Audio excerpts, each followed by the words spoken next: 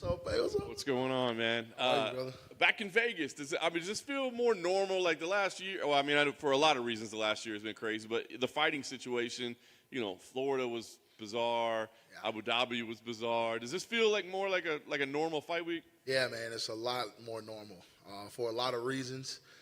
But it's just like home being in Vegas, especially when you're getting to go to the PI and all the people there. I got such great relationship with them, so. It's been phenomenal being out here for 8 weeks training and getting in the trenches with these guys. That's awesome. I guess life can never be 100% normal for you again, right? But does it feel like a different place? I think we admired what you went through last year and thought that, I'll be honest with you, I didn't know if you should be fighting. You know what I mean? Because it was so tough. How does it feel now? It feels amazing. I've stated this before, very candidly, that I honestly feel like in hindsight I probably shouldn't have been fighting. You know what I mean?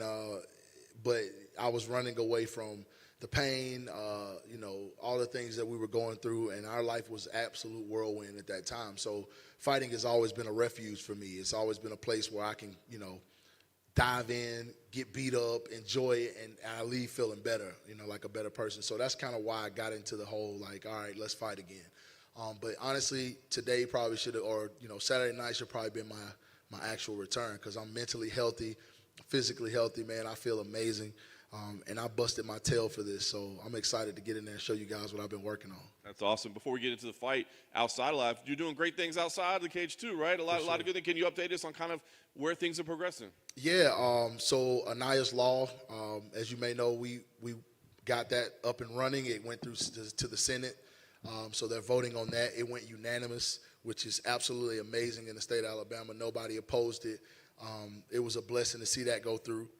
And we launched our nonprofit for our daughter called Anaya's Heart.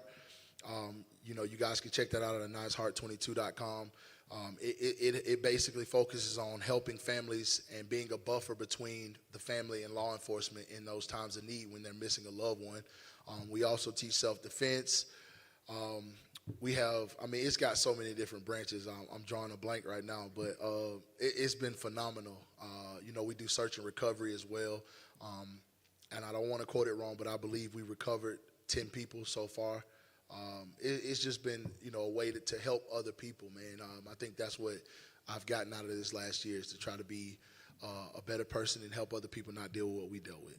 As I said, this is going to be a part of your life forever, right? 100%. This is like the platform and sure. A purpose in life. For sure, man. It's definitely my purpose. I know my daughter's looking down very proud of all the, leaps and bounds we've made in just a short period of time, and it's just the beginning. So I'm excited to keep going and be, of service to other people, that are missing loved ones or that just need help in general. Nice.